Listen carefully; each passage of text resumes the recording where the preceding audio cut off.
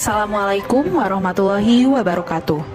Perkenalkan, saya Ismi Oktaviani. Saya bertugas di SMP Nusantara 1 Tangerang, Kecamatan Karawaci, Kota Tangerang, Provinsi Banten. Saat ini saya mengajar bidang studi ilmu pengetahuan sosial. Pada kesempatan kali ini, saya akan menampilkan praktik pembelajaran berdiferensiasi yang telah saya laksanakan pada siswa kelas 7A di SMP Nusantara 1 Tangerang. SMP Nusantara 1 Tangerang yang mengedepankan karakter disiplin, unggul, dan berakhlakul karimah memiliki siswa kelas 7A sebanyak 26 siswa. Dengan karakteristik yang heterogen, minat yang berbeda, serta kemampuan yang berbeda, hal ini menjadi tantangan sendiri bagi saya sebagai seorang guru bagaimana mengkondisikan agar dapat memfasilitasi sesuai dengan kebutuhan belajar siswa. Kegiatan pembelajaran pada kali ini akan membahas tentang potensi sumber daya alam Indonesia. Pada penerapan pembelajaran berdiferensiasi, sebelumnya saya telah melakukan asesmen diagnostik kognitif dan non-kognitif. Asesmen diagnostik kognitif dilakukan untuk mengetahui kesiapan siswa dalam belajar. Sedangkan asesmen diagnostik non-kognitif digunakan untuk mengetahui gaya belajar siswa. Berdasarkan asesmen diagnostik tersebut diperoleh mata pelajaran yang paling diminati oleh siswa adalah mata pelajaran Pendidikan Agama Islam, Bahasa Indonesia, PKN, IPA, lalu disusul oleh mata pelajaran IPS. Gaya belajar yang paling diminati siswa adalah gaya belajar visual, yakni siswa akan senang jika guru menyajikan gambar atau video tentang materi ajar. Di peringkat kedua, gaya belajar auditori, yakni proses gaya belajar yang mengandalkan pada pendengaran untuk bisa memahami dan mengingat materi. Misalnya, dengan mendengarkan penjelasan oleh guru atau melalui video tutorial. Lalu di peringkat ketiga, yakni proses pembelajaran melalui gaya belajar kinestetik, dengan mengerjakan latihan soal dan aktivitas praktik yang dipandu oleh guru.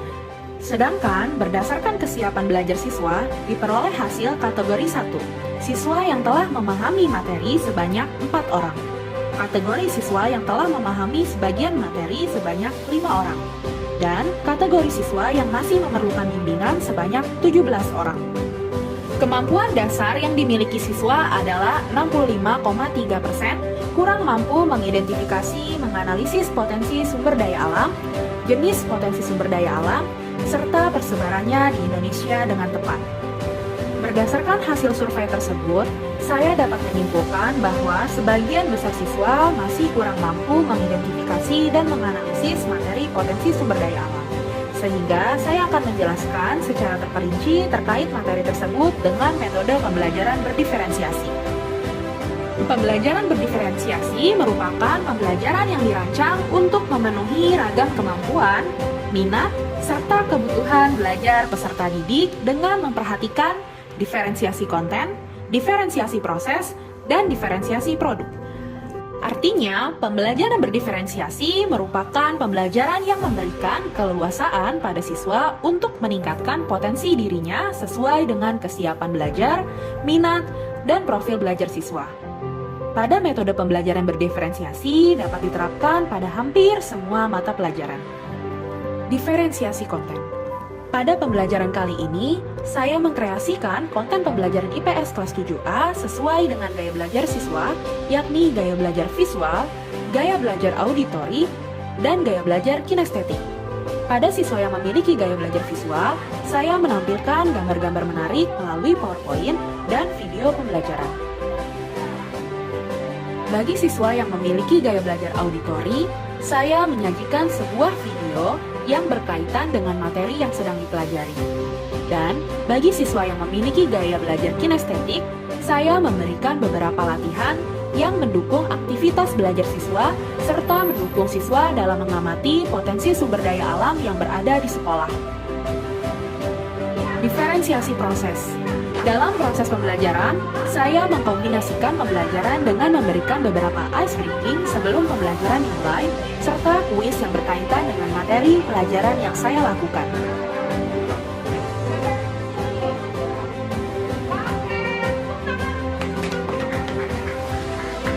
Diferensiasi produk. Pada proses pembelajaran, di mana siswa yang memiliki kemampuan menulis, siswa tersebut akan menghasilkan produk dalam sebuah tulisan. Bagi siswa yang suka berbicara di depan umum, siswa tersebut akan mengkreasikan produk mereka dalam sebuah video yang berdurasi singkat. Dan bagi siswa yang memiliki kemampuan desain, siswa akan mengkreasikan produk mereka dalam bentuk poster. Untuk penerapan diferensiasi produk, siswa diberikan tugas mencari dan menganalisis definisi jenis-jenis sumber daya alam, manfaat bagi kehidupan, dan persebaran wilayah di Indonesia. Siswa diberikan kebebasan untuk memilih tema penugasan sesuai dengan minatnya, serta jenis penugasan dapat berupa karya tulisan, audio, ataupun video presentasi.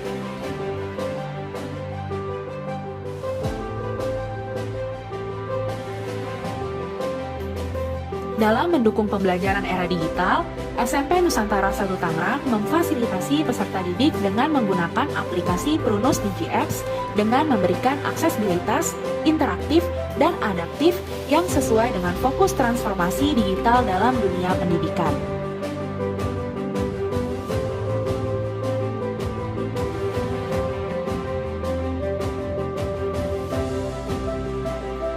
Dalam proses pembelajaran kali ini, saya menggunakan Prunus DigiApps untuk melakukan presensi siswa, memberikan materi, dan bahan ajar, serta latihan soal. Dengan adanya teknologi digital, menjadikan siswa mudah untuk mengakses informasi atau sumber belajar menjadi lebih mudah.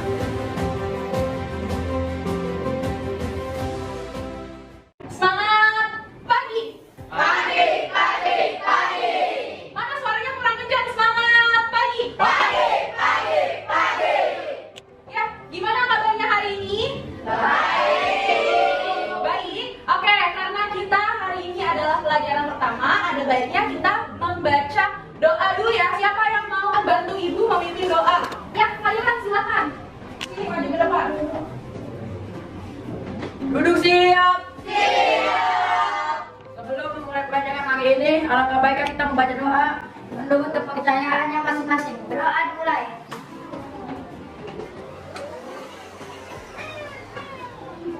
Bagi salam.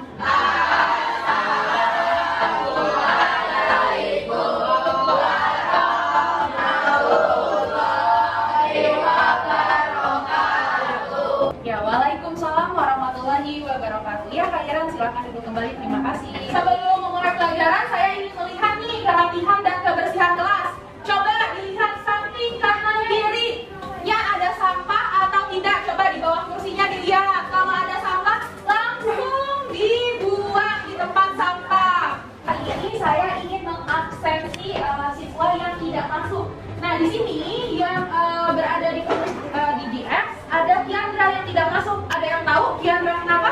Sakit ibu. Oh, Kiandra sakit. Oke, terima kasih informasinya, Nis. Ya.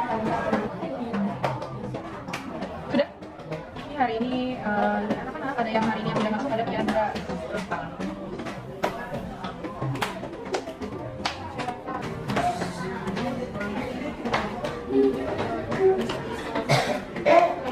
Sekarang ibu ada sedikit ice breaking untuk mengetes konsentrasi kalian semua. Selamat pagi, selamat pagi, selamat siang, selamat siang, selamat malam. Selamat pagi, selamat siang, selamat malam, selamat pagi siang. Ingat nggak kemarin kita materinya tentang apa dan ngapain kemarin kita? Potensi sumber daya alam Indonesia. Hari ini saya akan menjelaskan lebih jauh dan lebih rinci terkait dengan potensi sumber daya alam beserta persebarannya di wilayah Indonesia. Karena itu, sekarang kita bisa menggunakan smartphone kita sebagai sumber belajar ya. Kita menggunakan Prunus DigiApps. Yang ini silakan diambil handphonenya. Barisan ini langsung aja langsung.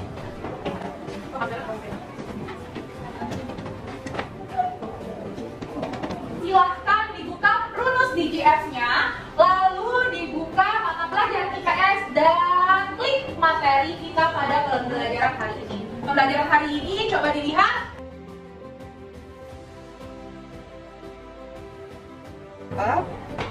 Langsung IPS klik di ujung materi ya, klik 33.3. Lalu 10 ada potensi sumber daya alam. Nah, nih. Ya udah bisa ya. Ini sudah komplit. Pada tujuan pembelajaran kali ini kita akan mempelajari yang pertama, siswa dapat menganalisis dan menjelaskan pengertian dari potensi sumber daya alam. Lalu yang kedua, siswa dapat mengidentifikasi macam-macam sumber daya alam. Bagaimana ini perbedaan sumber daya alam yang satu dengan sumber daya alam yang lain? Silahkan buka juga rumusnya, lalu diklik video pembelajaran terkait materi potensi sumber daya alam. Coba silahkan dibuka dan ditonton video pembelajarannya.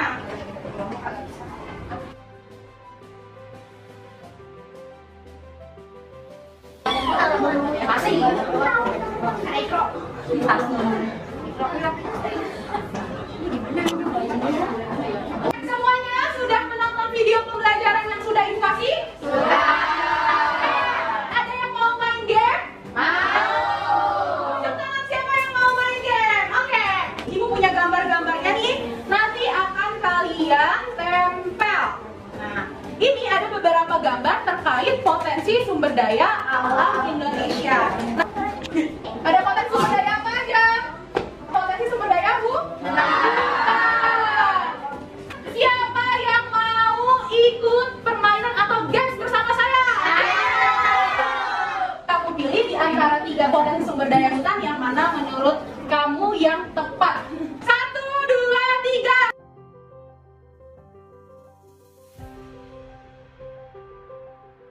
Selesai dalam 5 detik. Nah, sekarang silahkan dilihat slide ke-1.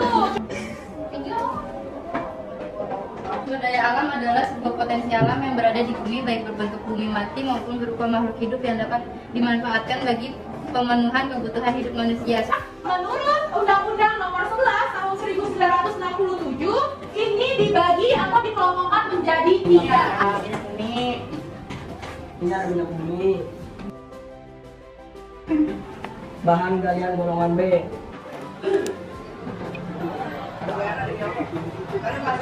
Ini adalah contoh potensi sumber daya alam di lingkungan sekolah. Mangga apel, ini kawannya. Setelah hasil observasi kami, ternyata banyak sekali banyak potensi sumber daya alam di lingkungan sekolah kami. Kalian buka rumus DGF-nya. Ada lembar kerja peserta didik yang harus kalian kerjakan. Ya, buka. Siap? Siap? Sudah selesai mengerjakan LHPD-nya? Oke, sekarang siapa yang mau presentasi dulu? Oke. Warahmatullahi wabarakatuh. Yang presentasi kelompok kami. Wassalamualaikum warahmatullahi wabarakatuh. Sudah materi kita pada hari ini. Ibu ingin tahu nih, dari awal pembelajaran sampai akhir pembelajaran yang mana sih? Konsentrasi dimulai. Karena kita hari ini sudah mempelajari materi dan juga sudah ada games dan juga ice breaking, jadi Ibu mau beri kesempatan kepada kalian siapa yang mau menyimpulkan materi pada hari ini ya? Hari ini kami sudah memahami pengertian dari sumber daya alam. Potensi sumber daya alam dibagi 3, yaitu potensi sumber daya hutan, maritim, dan tambang. Oke, hari ini akan kita tutup dan minggu pertemuan berikutnya kita akan membahas mengenai aktivitas kegiatan ekonomi manusia.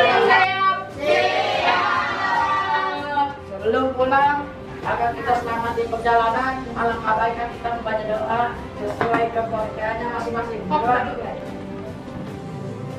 Memberi salam.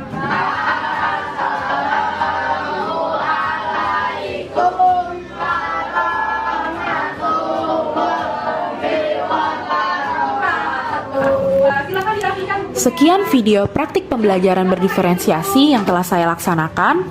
Mengutip pemikiran Bapak Ki Hajar Dewantara, anak-anak hidup dan tumbuh sesuai dengan kodratnya sendiri. Pendidik hanya dapat merawat dan menuntun tumbuhnya kodrat tersebut.